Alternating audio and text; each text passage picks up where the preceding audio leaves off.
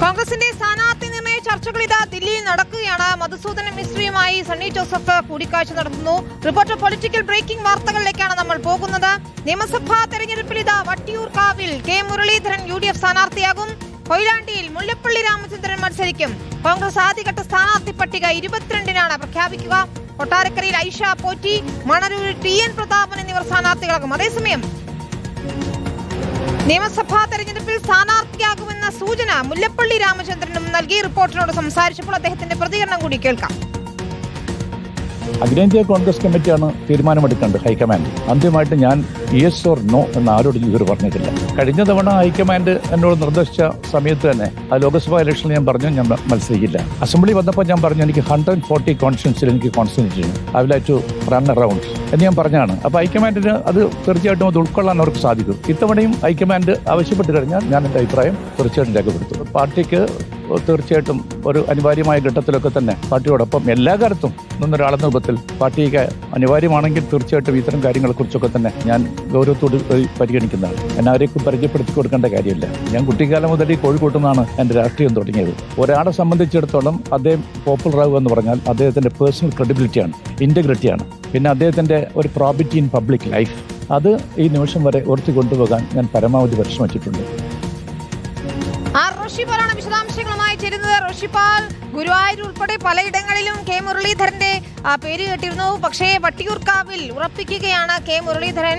മാത്രമല്ല മുല്ലപ്പള്ളി രാമചന്ദ്രനും ഇത്തവണ മത്സരരംഗത്തുണ്ട്. റോഷിപാൽ, ഇത് ആദ്യം മുതൽ തന്നെ പറയുന്നതാണ് മുതിർന്ന നേതാക്കൾ കളത്തിലിറങ്ങുമെന്ന്. ഏതാണ്ട് അത് തന്നെയാണ് മുല്ലപ്പള്ളി രാമചന്ദ്രൻ ഇന്ന് സംസാരിച്ചപ്പോൾ ശരിവെച്ചതും. ഹൈക്കമാൻഡ് പറഞ്ഞാൽ മത്സരിക്കുമെന്ന് പറഞ്ഞാൽ താൻ സന്നദ്ധനാണ് എന്നർത്ഥം.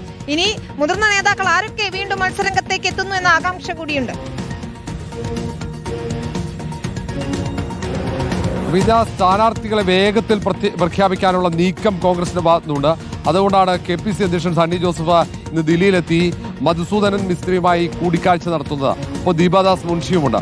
തിരുവനന്തപുരത്ത് കെ മുരളീധരന്റെ സാന്നിധ്യം അനിവാര്യമാണെന്ന് അത് കോൺഗ്രസ് ഹൈക്കമാൻഡ് തന്നെ വിലയിരുത്തുന്നുണ്ട്. അതുകൊണ്ട് തന്നെയാണ് തിരുവനന്തപുരം വിട്ടു മറ്റൊരു മണ്ഡലത്തിൽ മുരളീധരനെ മത്സരിപ്പിക്കേണ്ടതെല്ലാം തീരുമാനമെടുത്തത്. അത് കഴിഞ്ഞ കുറച്ചു കാലം തിരുവനന്തപുരത്ത് കേന്ദ്രീകരിച്ച് മുരളീധരൻ പ്രവർത്തിച്ചപ്പോൾ പാർട്ടിക്കുണ്ടായ മുന്നേറ്റമാണ്, പ്രത്യേകിച്ച് കോർപ്പറേഷൻ തെരഞ്ഞെടുപ്പിലടക്കം. അങ്ങനെ വട്ടിയൂർക്കാവിലും സെൻട്രൽ മണ്ഡലത്തിലൊക്കെ മുരളീധരന്റെ പേര് ഉയർന്നു കേട്ടെങ്കിലും നേരത്തെ മുരളീധരൻ പ്രതിനിധീകരിച്ച വട്ടിയൂർക്കാവിൽ തന്നെ മത്സരിക്കട്ടെ എന്ന നിലപാടിലേക്കാണ് കോൺഗ്രസ് നേതൃത്വം എത്തുന്നത്. ഒപ്പം കൊട്ടാരക്കരയിൽ CPM വിട്ട് കോൺഗ്രസിൽ ചേർന്ന ഐഷ പോറ്റിയെ മത്സരിപ്പിക്കാനുള്ള തീരുമാനം വരുന്നു.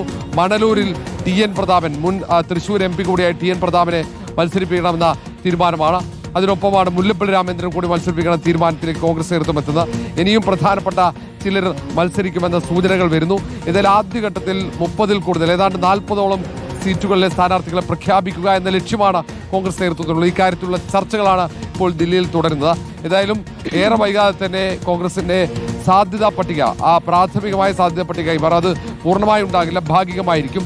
സിറ്റിംഗ് സീറ്റുകളിലായിരിക്കും ആദ്യ പ്രഖ്യാപനം. അതിനൊപ്പമായിരിക്കും ഈ തീരുമാനമായ ഈ 4 സീറ്റുകളിലെ സ്ഥാനാർത്ഥികളെയും പ്രഖ്യാപിക്കാനുള്ള സാധ്യത. ഈ തവണ വിജയ സാധ്യത അത് സുനിൽ കരകോലുവിന്റെ സർവേ റിപ്പോർട്ട് അടക്കം പരിഗണിച്ചുകൊണ്ടാണ് സ്ഥാനാർത്ഥികളെ തീരുമാനിക്കുന്നത്. ശരി, റോഷിപാലാണ് വിശദാംശങ്ങൾ നൽകിയത്.